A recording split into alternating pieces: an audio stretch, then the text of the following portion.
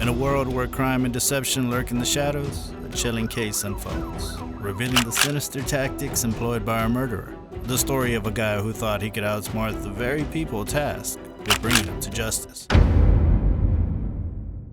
On a Super Bowl Sunday, 57-year-old Lloyd Preston Brewer embarked on a daring quest to a local eatery, hoping to bask in the electrifying ambiance of the game. Accompanied by his niece and her boyfriend, Brewer anticipated the arrival of a potential love interest later in the evening, weaving a web of romantic possibilities. The chosen establishment for this grand meeting was none other than the Conch Town Liquor and Lounge, nestled in the vibrant heart of Key West, Florida.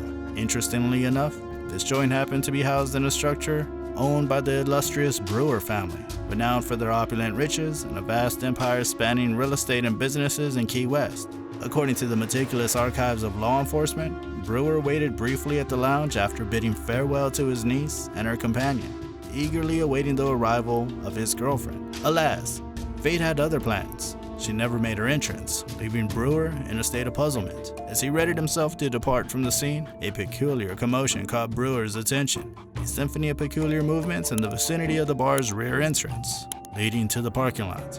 With midnight sun reaching 26 minutes past, Brewer ventured into the parking lot, determined to uncover the enigma that unfolded before him. Little did he know that his path would intersect with the intoxicated, shirtless, and audacious 21-year-old Garrett Hughes, who shamelessly embraced the wall as his personal urinal, defying the norms of civilized behavior. And then Brewer ended up shooting Hughes. The question is, how did it happen? Let's take a look at the conversation room. With caution, they confiscate his weapon, securing the evidence that may hold the key to a heinous act. Meanwhile, at the Key West Police Department, Brewer is escorted for further investigation. Inside the interrogation room, Detective Marcus Del Valle takes charge. Ready to unravel the truth behind the events that unfolded, the detective begins by establishing the necessary formalities. With the waiver read and signed, the stage is set for the detective to delve into the heart of the matter. The room becomes a stage for the cat and mouse game between the cunning suspect and the skilled investigator. Inside the interrogation room, Detective Marcus initiates the talking. He listens intently, absorbing the details as Brewer opens up about his presence at the scene and the circumstances leading up to the pivotal moment. What happened? And start, if you can, just start the night that you were at Contown that night? Correct. Okay, so go ahead and let me know. Tell me what you got. I was there for the Super Bowl. Okay. I was with my niece and her boyfriend. Okay. He deftly guides the conversation, extracting crucial details from Brewer's recollection. Each piece of information builds a foundation for understanding the subsequent events that would shape the investigation. Up in the air. To the best of my recollection, he was already on top of me. It would happen that fast. Okay. There's no doubt I fired a weapon. Okay. Because they wouldn't let me wash my hands. Yeah, we'll do that. Huh? Brewer's explanation hangs in the air, leaving a sense of mystery surrounding the events leading up to the fateful moment. His words hint at a hidden motive, one that may hold the key to understanding his actions. It happened. All right. I immediately, once he was down, did not continue to assault him, set my firearm on the hood of a car, Okay. awaiting the arrival of the police. I did not render aid because other people showed up to render aid. Okay. Brewer's words paint a complex picture, showcasing a perplexing blend of actions and emotions. While he claims to have stopped the assault, lingering questions arise about the true motivations behind his actions and the lasting impact of the incident. Where? Okay, just draw right there. Show me. It would say by the trailers or? No. So there was a car, well, you know the way the back parking lot Yeah, is yeah. like this, right? Okay. No, not over here, not, these are the dumpsters. Right. Right? Here's that Jeep that's been sitting there forever. Yes. As the investigation progresses, the detective seeks further details and a visual representation of the crime scene. He requests Brewer to draw a map, pinpointing the exact location within the parking lot where the incident occurred. Brewer illustrates the scene, indicating the position of his car, nearby dumpsters, and the area between the cars where the altercation took place. The conversation turns to the moment where Brewer identifies himself as the owner of the property. He explains that he hit the assailant in the abdomen, recalling that he didn't fire a second shot as it went into the air. The information shared raises more questions about the motive behind the encounter and the suspect's state of mind. The detective carefully processes the details, analyzing the sequence of events and potential factors contributing to the unfolding tragedy. Did you grab him? Did he grab you? Was there any hand contact? Not to my recollection. Okay. It happens so fast, but when somebody's coming at you that fast, I got you. it doesn't matter. All right. As the conversation deepens, the detective delves into the specifics of the encounter, seeking clarity amidst the sea of confusion. Brewer attempts to downplay the severity of the situation, suggesting that the individuals he encountered were merely rowdy drunks, but an underlying sense of unease lingers in his words. The tension between Brewer and the unidentified individual becomes palpable, with both parties exchanging heated words and escalating the confrontation. The tension in the interrogation room reaches its peak. Brewer attempts to justify his actions, while the detective diligently sifts through the details, determined to uncover the truth. Brewer acknowledges that in the heat of the moment, words can become heated, and even verbal abuse can be present. However, he denies physically striking the other individual involved in the altercation. According to Brewer, the other person approached him in a threatening manner, provoking a defensive response reaching for something. However, his recollection becomes vague as he struggles to recall specific details. I walked out. I don't believe there was at the time. There was immediately afterwards. Okay. There were all copies everywhere All right. afterwards. At what point did you draw on him? Was it here? When I fired, he was about this close. As the detective probes deeper, Brewer's account suggests that the altercation unfolded outside, behind parked cars in the middle of a parking lot. He claims that the other person came toward him, leaving Brewer to believe he acted in self-defense. However, the surrounding presence of other individuals complicates the situation, with Brewer unsure whether they were friends or bystanders. His memory starts to reconstruct the chaotic moments when the situation escalated beyond control.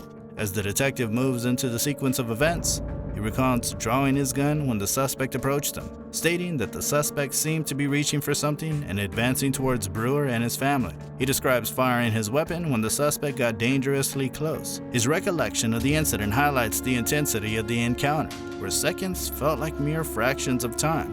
His unwavering stance on self-defense becomes evident. That's what we're here. Do you know my job? Yep. I think this is a case for a grand jury to investigate all of the facts. This is something that we get all the facts. We get everything, the good, the bad, and the ugly. We put everything together. And you know, before we do anything, I don't want to go to jail tonight, but you know I'm not going anywhere. So Dovai emphasizes the need to uncover all the facts in their investigation, both good and bad. He assures him that they aim to present the case to the state for a fair decision. Brewer acknowledges his desire to avoid jail, but accepts that he won't escape justice. Here it seems that he acted like he could play with police, but nothing goes smooth like butter every time. Dovai questions Brewer about his presence at the bar earlier, the Super Bowl, and his alcohol consumption, which he estimates to be around 3 drinks. The detective inquires about his arrival time, his use of an Uber, and the presence of his niece, Arabi Lou. I'm gonna do the swaps in your hand for the GSR. I don't deny that I shot a firearm. Do you remember what hand you shot it with? The right hand?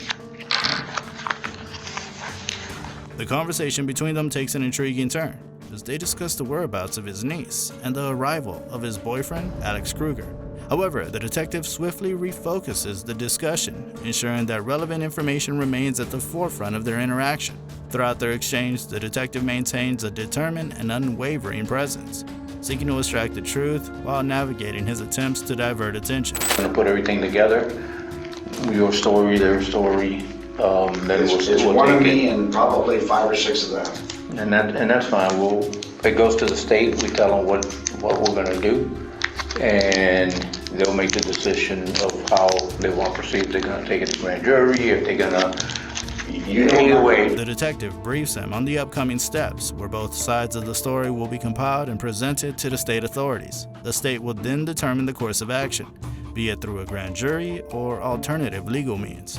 Brewer then expresses concerns about potential custody and proposes specific dates to accommodate personal obligations. But the detective clarifies that the decision lies beyond his control, acknowledging his limitations in making such determinations. it's something that we'll have to talk to the state about, okay? And like I said, I've always been upfront with you. There's nothing to hide. You know, I have to do my job as far as no matter what it is. But we got to run everything through the state and through our boss. Okay, and my lawyer is Don Yates. Don.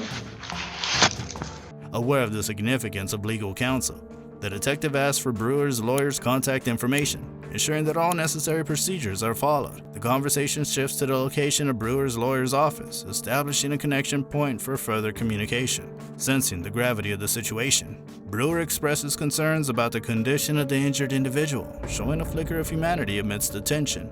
Again, the act of over-smartness. The detectives decide to capture visual evidence, preparing to take photographs of Brewer.